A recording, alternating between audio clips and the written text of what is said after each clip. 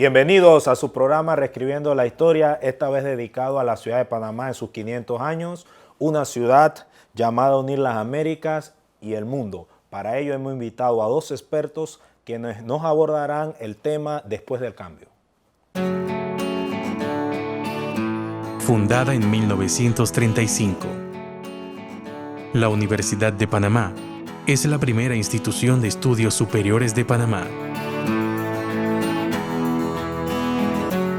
con 169 carreras de grado, 131 posgrados, 19 facultades, 10 centros regionales, 4 extensiones docentes y 26 programas anexos, de los cuales 10 están en nuestras comarcas.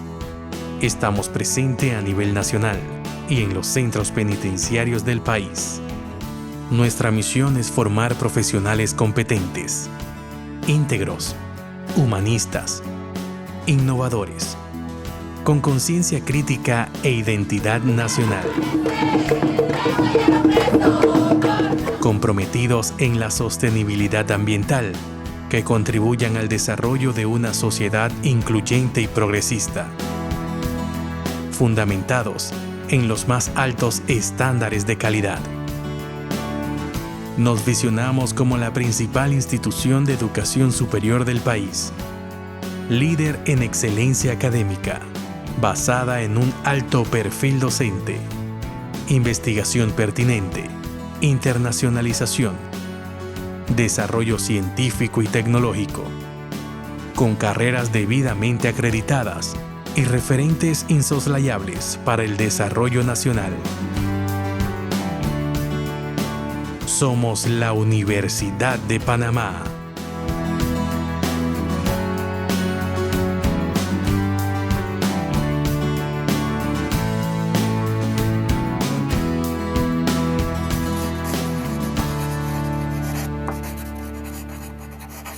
Bienvenido, profesor Rommel Escarriola, profesor Olmedo Beluche, a Reescribiendo la Historia. Esta vez vamos a celebrar los 500 años de nuestra ciudad, pero desde un punto de vista crítico. Para introducir en el tema, celebramos la ciudad de Panamá, pero ¿qué había antes, profesor Beluche, de la ciudad colonial? Sí, hemos aceptado la convención de que el 15 de agosto de 1519 se fundó la ciudad por Pedrarias. Pero el propio historiador Alfredo Castillero Calvo dice que solamente Andagoya da esa fecha, que hay una bruma sobre, en verdad, cuál fue la fecha de fundación de la ciudad. Pero debiéramos preguntarnos más allá de lo que el sistema colonial nos ha impuesto, porque los españoles cuando llegaron aquí esto no estaba vacío, aquí había una población previa. Castillero Calvo suele plantear el asunto desde el punto de vista de que los españoles se asentaron en esta aldea indígena porque el hambre los obligó, en el sentido de que era una aldea de pescadores y que había mucha abundancia de almejas.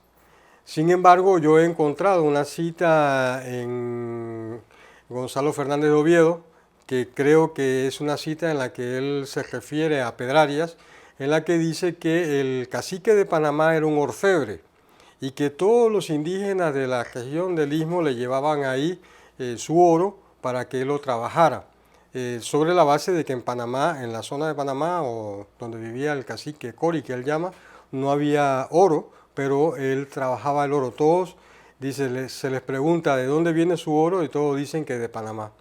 Entonces la pregunta mía sería de fondo, ¿los españoles se asentaron aquí por el hambre o por el hambre de oro?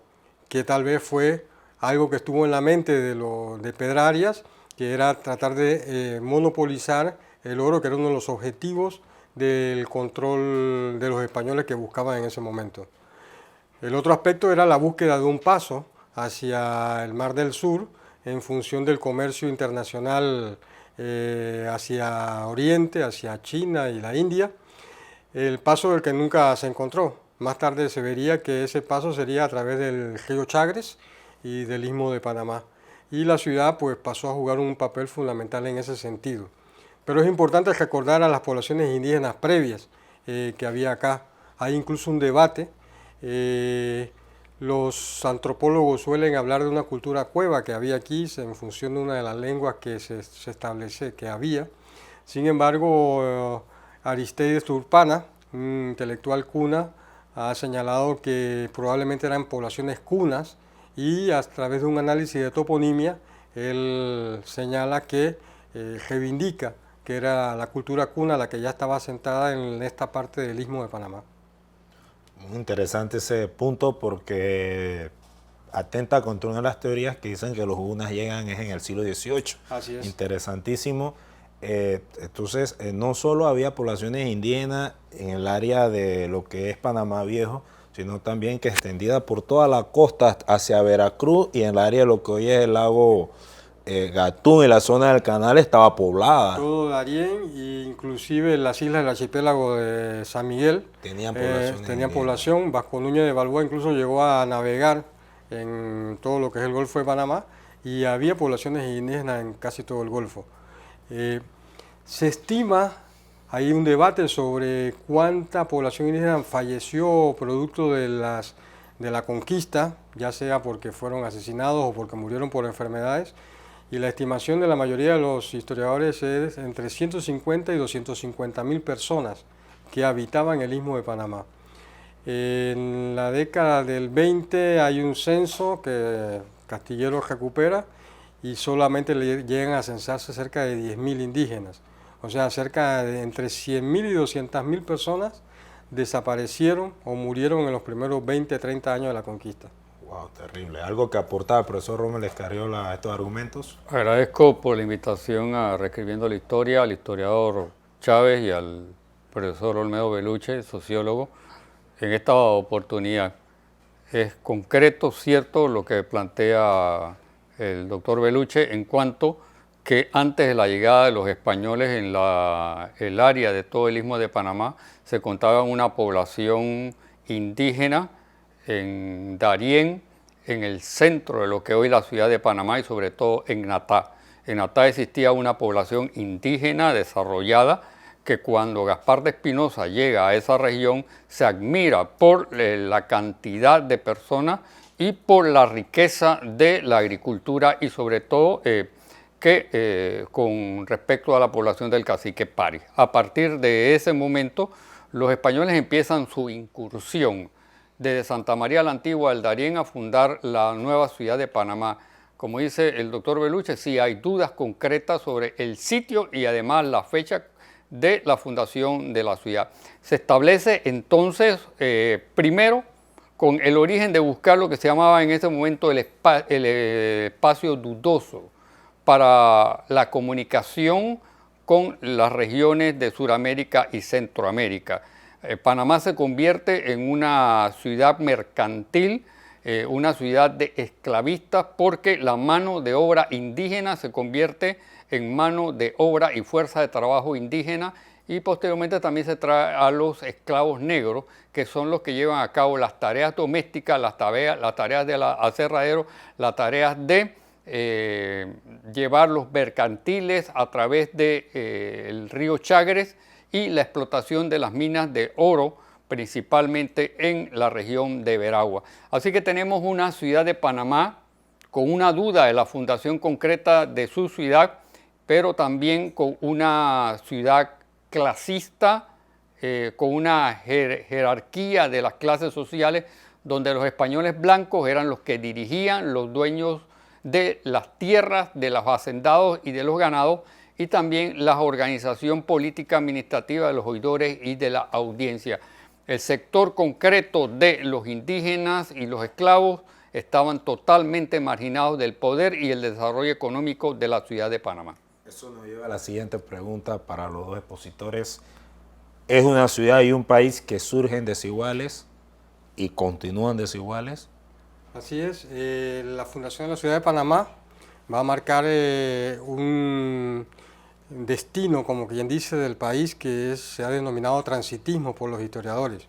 Esto significa que la zona de tránsito, ya fuera el eje Nombre de Dios Panamá o Portobelo Panamá y posteriormente Colón Panamá, es lo que determina económicamente al país y hace que el resto del país esté raquítico, falta de propuestas y de oferta.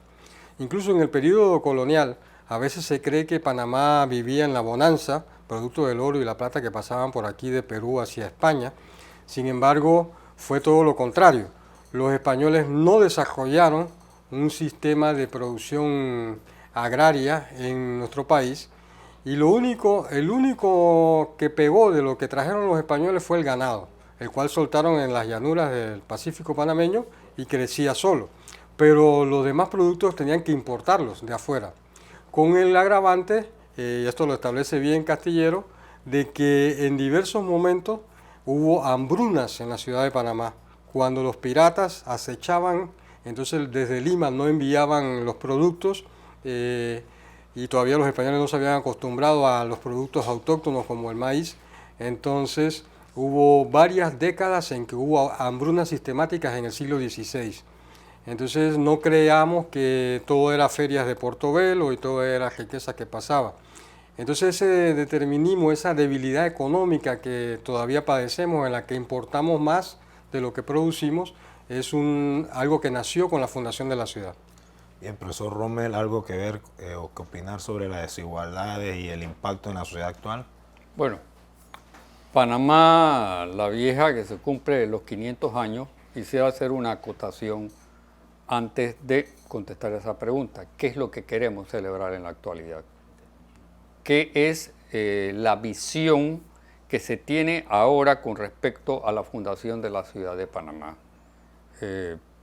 ¿Cuál ha sido el desarrollo y el avance y el progreso material de la sociedad? Seguimos con una economía de carácter terciario, donde existen las importaciones, y el desarrollo económico de Panamá está en función de la zona de tránsito. Tenemos una ciudad basada todavía en una tradición de división de clases sociales, producto del asentamiento de los españoles con una cultura real. Ahora bien, ¿qué celebrar? 500 años, fundación de la ciudad de Panamá, pero también recordar a los grupos indígenas, a los grupos precolombinos. Los españoles no hicieron todo aquí.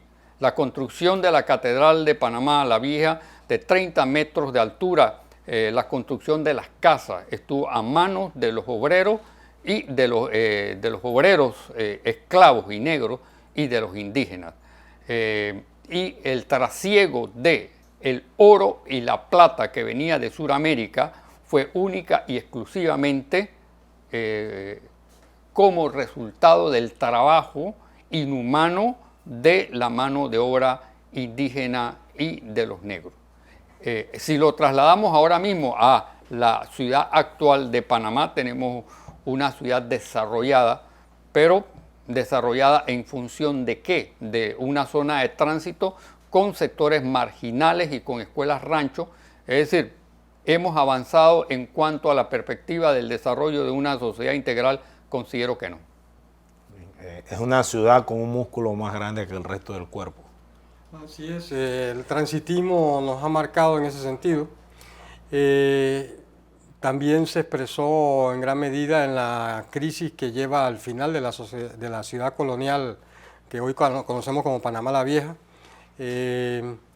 destruida porque la gente también cree que fue Morgan el que la quemó. Realmente fue el gobernador quien tomó una decisión equivocada ante el temor que le producía Morgan, que no debió ganar Morgan porque tenía menos soldados que los que tenían los españoles. Fue una actitud de ineptitud de parte de él. Y luego la quema del polvorín que terminó quemando la ciudad. Cuando Morgan llega, la ciudad ya estaba ardiendo. Hay que decir que el traslado a la nueva ciudad y el ataque de Morgan marcaron también 100 y pico de años de decadencia de la ciudad de Panamá, aunque se reconstruyó nueva en el nuevo sitio que hoy conocemos como San Felipe. En 1740, poco después, las ferias de Portobelo fueron apagándose. Los españoles vieron que era muy peligroso pasar el oro por acá, hay muchos problemas, deciden salir por el Río de la Plata y Buenos Aires. Entonces Panamá pierde importancia y la ciudad y el istmo decaen económicamente. La ciudad llegó a tener menos de 4.000 habitantes hacia finales del siglo XVIII, y también una ciudad dividida por la muralla, es decir, las castas del periodo colonial, los negros, los indígenas quedaron fuera de la ciudad y dentro de ella quedaron las élites de los criollos, los gachupines españoles, pero igual con mala suerte porque la ciudad esa tuvo varios fuegos que destruyeron gran parte de las viviendas. Algunos historiadores señalan que es el periodo en que se crea el interior panameño, dado que las élites tuvieron que emigrar, se crearon muchas haciendas y muchos pueblos del interior durante ese periodo de decadencia. Y la ciudad de Panamá vuelve a renacer, como quien dice, cuando nuevamente el transitismo, pero esta vez de los Estados Unidos, nos marca con la construcción del ferrocarril a través de Estados Unidos y después del Canal de Panamá. Bien, esa parte del nuevo transitismo y la nueva ciudad de Panamá la abordaremos después del siguiente cambio.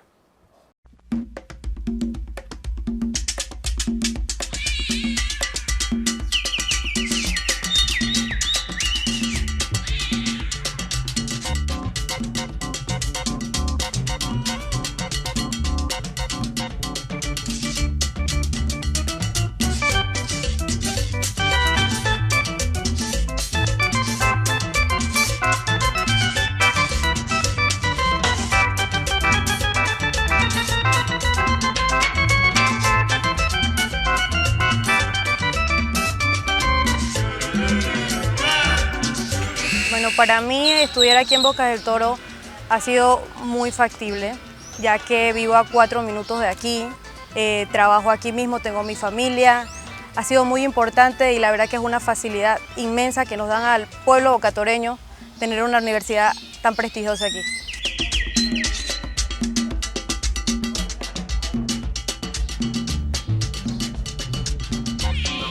Muchas personas aquí en Boca del Toro piensan que no existe una oferta académica variada. Yo decidí estudiar en la Universidad Nacional y encontré la carrera que me facilitaba, que era odontología. Monsotre merida a nembrare. Timu hura no baire nede. Chaginola Boca del Toro nede. Acre hatotige nede. Nuevo dibiti. Ari noy hagone kugore. Timu hura no baire. Ya no es necesario viajar a otras provincias o viajar a Panamá para estudiar. Tenemos una gama de carreras que ustedes puedan participar con nosotros para su beneficio y su futuro profesional. Los exhorto a que todos participen con nosotros, se inscriban en los procesos de admisión y puedan adquirir una excelente formación, pues tenemos los laboratorios, los insumos y los profesionales de alto nivel que podrán garantizar un aprovechamiento académico al 100%. Los invito a que participen en el Centro Regional Universitario de Bocas del Toro.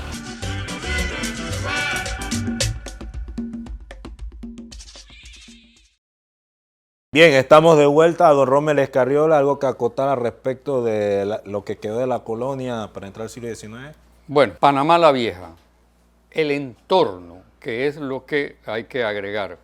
Existía una plaza central, que era el lugar de las actividades eclesiásticas, incluso de las actividades artísticas, porque en la colonia existían los carnavales, pero existían las llamadas carnestolendas. Existía una plaza central, al lado estaban las casas reales, estaba el cabildo, estaba la audiencia, alrededor de la ciudad de Panamá estaban las casas principalmente construidas de cal y canto y de piedra, y había un barrio exterior que era el barrio de los esclavistas o los negros esclavos y los indígenas pobres. Ahora, esta misma estructura de arquitectura y de terminación de las calles y de los solares se traslada íntegramente a la nueva ciudad en el año de 1673. Si el esquema de Panamá la Vieja es el mismo esquema fundacional y de estructura urbana de Panamá la Vieja, igual al de Panamá de 1673. La plaza central, en Panamá la Nueva tenemos la plaza central, tenemos el cabildo, lo que hoy es el Consejo Municipal, y las casas reales. La presidencia, que no antes era presidencia, sino que era una especie de administración de las mercancías que venían de afuera. La educación en la colonia fue prácticamente nula. Solo existió una universidad que no se fundó en Panamá la Vieja, sino que se fundó en Panamá la Nueva, la Universidad de San Javier. La educación fue totalmente pobre y los que tenían el acceso a la educación, que es necesario mencionarlo, eran los criollos y los peninsulares. El esclavo negro, el indígena, estaba totalmente aislado de la educación, y la nueva Universidad de Panamá, de San Javier, que dura muy corto tiempo. La cultura, existían también pintores, existían orfebres durante la época colonial, y la cultura de la nueva ciudad de Panamá fue un reflejo todavía de la cultura española. Bien, para agregar ahí también que luego de la quema de la ciudad por parte de su propio gobernador Pérez de Guzmán, no fue Morgan, la terminó de rematar, también ahí cabe decir que era un inepto, porque también le tiró una manada de toros. Entonces esos piratas venían con hambre y sed y le tiran una manada de toros con las astas prendidas y se los comieron todos, recogieron las fuerzas que necesitaban para terminar de destruir la ciudad. O sea, el nuevo gobernador traslada la ciudad a esta posición, pero no fue que la escogieron al azar, sino porque era perfectamente defendible, porque tenía 3 flancos de agua y 1 de tierra. Entonces es la estructura de lo que es el actual San Felipe, ¿verdad? Y cómo se ha ido perdiendo la muralla que divide la ciudad del Arrabal. También investigando ahí me enteré que en Isla Perico funcionaba un puerto de aguas profundas. Yo no sabía eso, y también la cercanía de la ciudad a ese puerto de aguas profundas que hoy une el Causeway. Eso es interesante también para agregar allí, pero vamos, no sé si, profesor Beluche. Otra reflexión que cabría es, ¿por qué Pedrarias escoge ese lugar? Que parece un mal lugar, porque parece cercano a un pantano, no tiene puerto profundo, no es defendible, nunca tuvo murallas. El viejo, exacto. El Panamá la Vieja, sí. Es un sitio que uno piensa ahora que fue una mala decisión. Incluso nunca fue construido unas defensas efectivas. Igual, es interesante también que Paitilla, ¿por qué se llama Paitilla? Porque estaba vinculada al puerto de Paita en Perú. Entonces las mercancías llegaban a Paitilla, que era lo más profundo que había, y de allí se trasladaban a Panamá la Vieja. Así como después ese lugar lo ocupó las islas de Perico, Nao de Flamenco, donde era el puerto profundo, y en bote se bajaban las mercancías a lo que fue Panamá la Nueva o San Felipe o Casco Antiguo, que le llamamos ahora. Pero bueno, Panamá todavía a mitad del siglo XIX, en 1840 y pico, apenas tenía 5.000 habitantes, que eran menos del 5% de la población del Istmo de Panamá. Es el vínculo con la expansión del capitalismo norteamericano mediante la construcción del ferrocarril y la famosa fiebre del oro de California, después que le arrebatan todo el oeste, el lejano oeste a México, lo que nos pone de nuevo a vivir el tema del transitismo, y que vive en gran medida la ciudad de Panamá. Y en ese sentido la construcción del canal francés y la del canal norteamericano. Y esto marcó una serie de características. Para mi juicio, primero, el transitismo que continúa y continúa. 2, la ciudad cosmopolita, construida por inmigrantes hasta el día de hoy, lo cual es un signo positivo y no negativo que tenemos que reivindicar de la historia de la ciudad. Pero 3, sobre todo después de 1903 y la construcción del canal norteamericano, fue una ciudad dividida, primero dividida entre la zona del canal y el resto de la ciudad panameña. Luego dividida dentro de la propia zona del canal por un apartheid que existía entre los blancos anglosajones y las otras razas, como ellos le decían, que no solo ganaban salarios inferiores, sino que estaban bajo un régimen racista en el que ni siquiera podían usar los mismos servicios que los blancos. Y luego la ciudad fragmentada, que dice el arquitecto Álvaro Uribe, porque entonces las clases dominantes panameñas no tuvieron más negocio, ya que el canal no les pertenecía, que jugar a la especulación inmobiliaria. Entonces el obrero pobre fue metido en los caserones del Chorrillo, Caledonia, Marañón, y el resto de la ciudad se fueron construyendo barrios, pero a partir de las haciendas y de las fincas de los latifundistas panameños, de la élite panameña, que fue construyendo barriadas pero para especular y construyendo una ciudad que está mal construida, no está planificada, salvo el pedazo que planificó Belisario Porras en la exposición a principios del siglo XX. Pero todo lo demás no está conectado. Es una ciudad en ese sentido fragmentada, dice Álvaro Uribe. Bien, profesor Rommel Escarriola, sobre la ciudad del siglo XIX a la actualidad. Bueno, tratando de retomar el hecho de la función transitista, cuando se colapsan las ferias de Portobelo por el bloqueo pirata, la ciudad de Panamá entra en una franca decadencia. No es sino hasta el siglo XIX, cuando se descubren las minas de oro de California, cuando el trasiego de las personas y posteriormente con la construcción del ferrocarril por una empresa norteamericana que tenía ganancias para los norteamericanos y no para los panameños, porque los que llevaban a cabo el tráfico del río Chagres hasta la ciudad de Panamá, que eran los negros pobres, perdieron el trabajo precisamente por la construcción del ferrocarril. Ahora vamos a vernos un poco a lo que se llama la historia de las mentalidades o de la vida común de la ciudad de Panamá, porque también es importante hablar sobre eso. Vida del panameño. ¿Cuáles eran las diversiones de la ciudad construida a partir de 1673, pero que también tiene su resabio en la antigua ciudad de Panamá? Las corridas de toro, las lidias de toro, las corridas de caballo, los juegos, los naipes y lo que era el juego de azar, que era una actividad lúdica, pero prohibida por la corona, pero después se demuestra que a pesar de que existían prohibiciones de la corona con respecto a los juegos de azar, los mismos oidores y los mismos gobernadores tenían el comercio ilícito de esas casas. Los carnavales, la vida cotidiana, lo fundamental durante el inicio del siglo XIX era ver las retretas en el Parque de Catedral y en el Parque de Santana.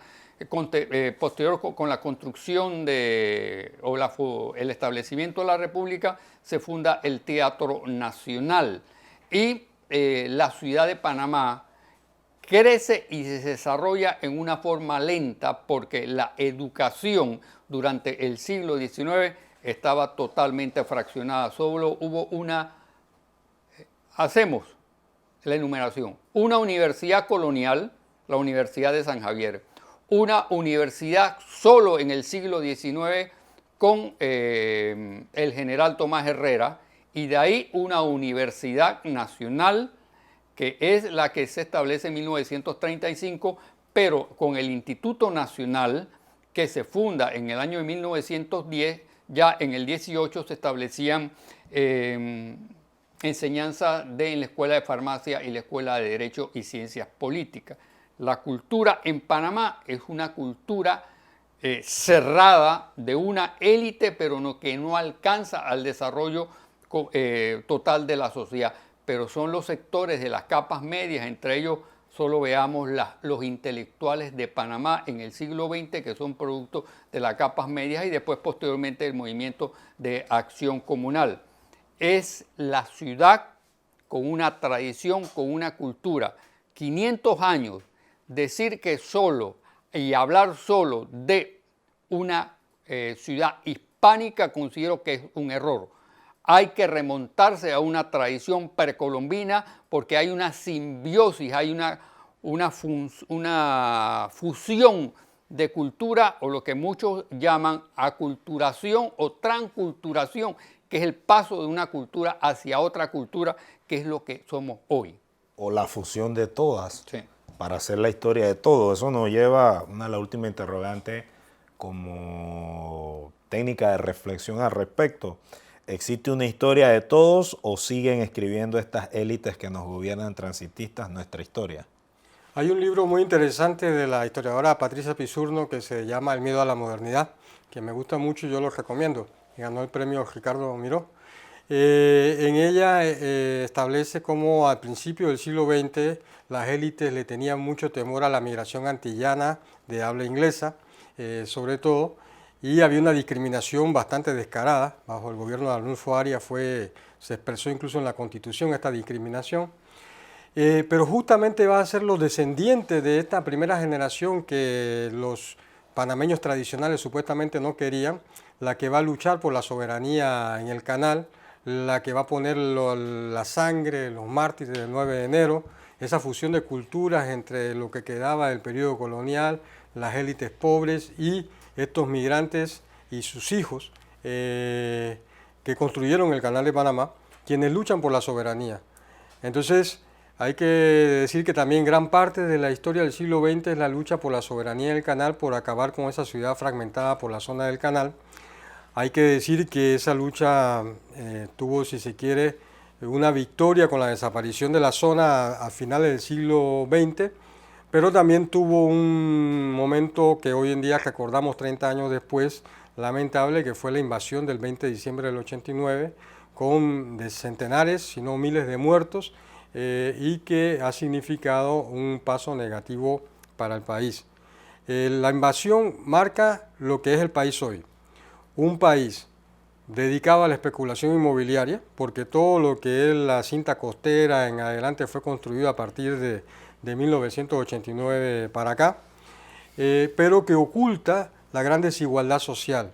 Panamá está entre los 10 países más desiguales del mundo, no solamente de América Latina.